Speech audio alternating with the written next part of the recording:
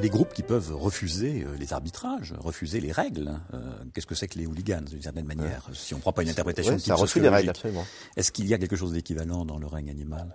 Enfin, chez les grands singes, disons, arrêtons le règne animal. Curieusement, je ne l'ai jamais vu, moi, dans le monde animal. Peut-être qu'on s'est mal posé la question. Il y a beaucoup de choses en éthologie qui nous sautent à la figure depuis peu de temps. Mais dans l'état actuel des choses, on ne connaît rien de cet ordre-là. Et je crois que c'est manifestement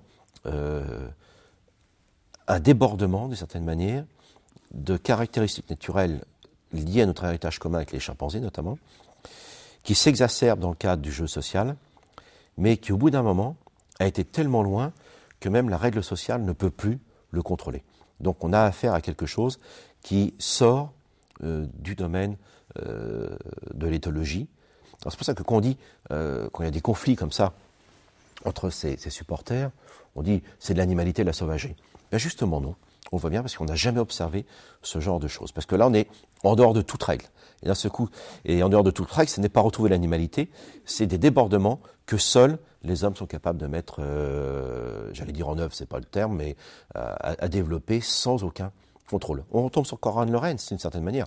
Konrad Lorenz qui disait que notre agressivité est tellement récente, en raison de notre histoire évolutive, qu'on n'a pas eu le temps de développer les codes qui permettent de la limiter. Mais en l'occurrence, je ne suis pas d'accord avec cela, c'est au contraire. C'est que notre évolution nous a légué cette plasticité extraordinaire qui nous amène à créer tout ce monde de représentation, d'obligations, d'échanges, de sacrés, mais que parfois nous n'avons pas développé les codes qui permettent d'éviter ces débordements. Mais ça, c'est pas l'animalité, c'est véritablement de la création au sens humain du terme.